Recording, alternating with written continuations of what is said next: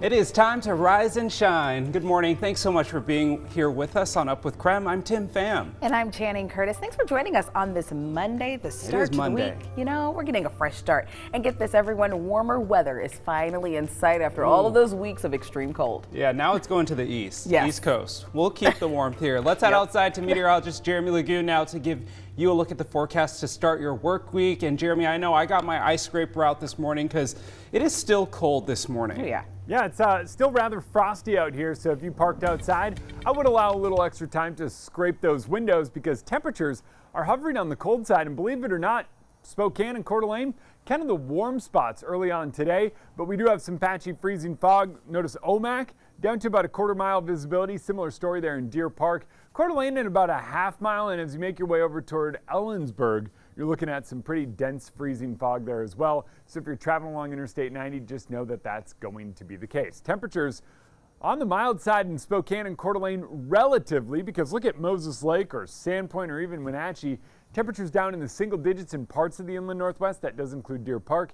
Sandpoint at 12, Wenatchee at 16 degrees. We have that freezing fog advisory, and that is along Interstate 90 and 82. So all those trucks or cars or whatever it might be trying to take advantage of the open pass right now, just know you could encounter some of that fog.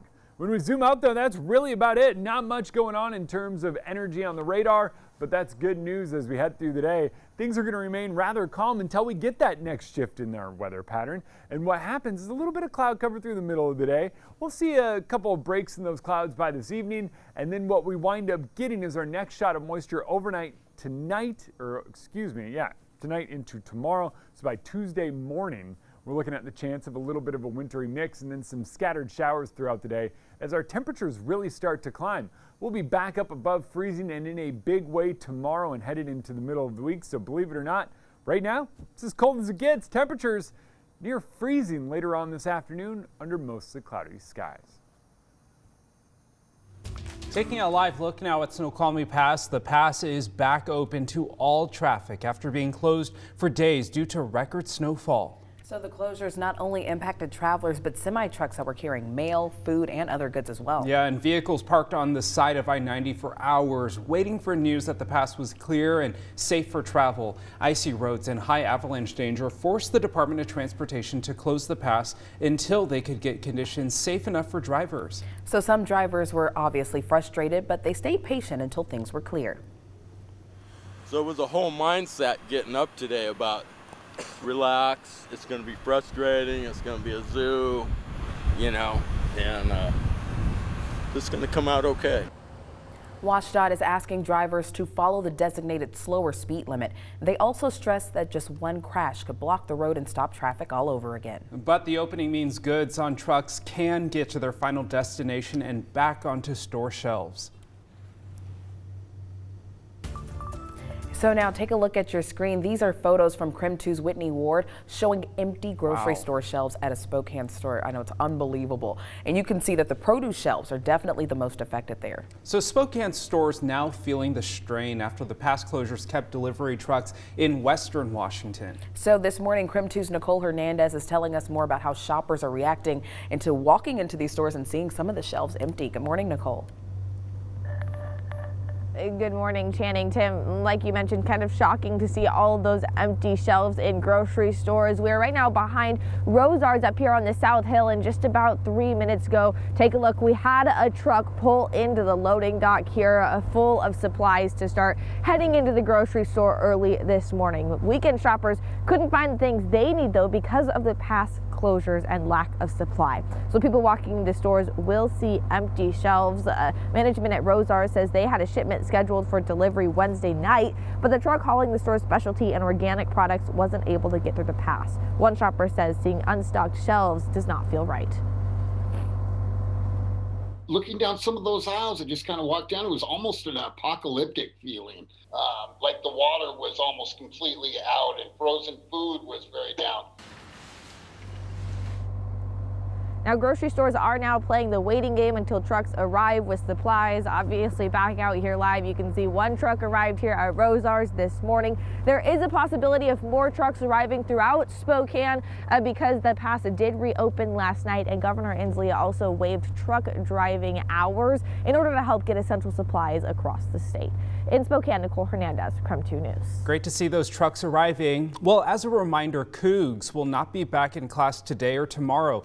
Washington State University pushed back the beginning of the spring semester in Pullman to give students trapped on the west side more time to travel safely. Classes do begin on Wednesday for students on the Pullman campus. 6:03 now, time for your morning rush. More news in less time. East Valley School District will be closed today due to a COVID outbreak. The school district says they don't have enough staff to hold classes today. While the district will be closed, they will be offering COVID testing for students and families at Trent Elementary School from 9 a.m. to 1 p.m. today. In an email, the district says they'll use today to plan for the rest of the week. Happening today, the Meade School Board will be reviewing their COVID vaccination survey data. Last week, the school board asked parents to share their thoughts on requiring the COVID-19 vaccine in schools. The vaccine would be added to the list of other required vaccinations in schools, such as for chickenpox and measles. One school board member says parents shouldn't be forced to make a decision regarding COVID-19 vaccines. Hearing people say they're going to take their kids out of school. As of now, there is not a COVID-19 vaccine requirement for students in Washington public schools in kindergarten through 12th grade. State Senate Majority Leader Andy Billig says he tested positive for COVID-19. The Spokane Democrat says he's grateful he's been vaccinated and boosted and says he has virtually no symptoms. He's been quarantining since Tuesday. Billig says he appreciates the technology which facilitates a hybrid session for senators to participate in while they are in quarantine. And happening today, the 2022 state legislative session will get underway. And just like last year, attendance from lawmakers will be limited because of the pandemic. For anyone working at the Capitol during the 60-day session, testing, masking, and social distancing rules will be in effect. All committee hearings will be held remotely. In Idaho, Governor Brett Little will lay out his legislative and budget priorities for 2022. In a preview yesterday, he spoke on the housing crisis, the child care worker shortage, and vaccine mandates. One of the topics Governor Little mentioned was funding for childhood education and all-day kindergarten. Governor Little will give his State of the State address at 1 o'clock today. That's your morning rush. The city of Spokane's temporary warming shelter closed yesterday morning after it opened 2 weeks ago at the Spokane Convention Center. City spokesperson Brian Coddington says the center saw anywhere from 100 to 350 people during its peak hours. He called the center a success. It went really well. It got hundreds of people every night out of the cold and into the warmth. The Guardians served more than 9,000 meals over the last couple of weeks. It allowed people to come and go as they needed to.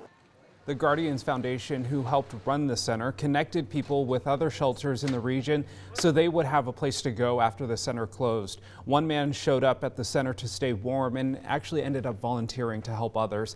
He's taking part in a year-long faith-based program to get back on his feet, all thanks to fellow volunteers. I'd be remaining on the streets right now. And if it wasn't for this, I wouldn't have had the opportunity, because the people that came down for me to enroll and take into this program I'm going into. Great to see how he's giving back. Coddington says the center never reached its full capacity and never turned anyone away. The city is looking for a new location for temporary shelters as events start to return back to the convention center. Well, it seems like everyone has a cough or even the sniffles this time of year, but how do you know if those symptoms are a minor cold or something more serious? And the one thing to know about weather today is we're headed into a mild week. Believe it or not, today is the coldest day of at least the next 7. And by the middle part of the week, we're going from the chance of a wintry mix to temperatures up near 40 degrees. It is time for your wake-up call. If you didn't know, today is National Cut Your Energy Costs Day. So it's a good time to learn more about reducing energy costs and making your home more efficient so you're not just throwing away money. We don't like to do that. So we want to know, how do you cut costs at your home? We'll take any advice we can get. Text us at the number 509-448-2000 or use the hashtag #UpWithKREM on social media. A lot of people saying, turning down the thermostat and checking your window seals to make sure any cold air isn't leaking in. Let us know your advice. All good tips are needed. But first, here is a live look outside. We say good morning to you, Inland Northwest, and happy Monday. Let's do this, everyone. Let us know where you're watching from this morning. Grab a cup of coffee, an extra cup of tea, and join us for more Up with KREM.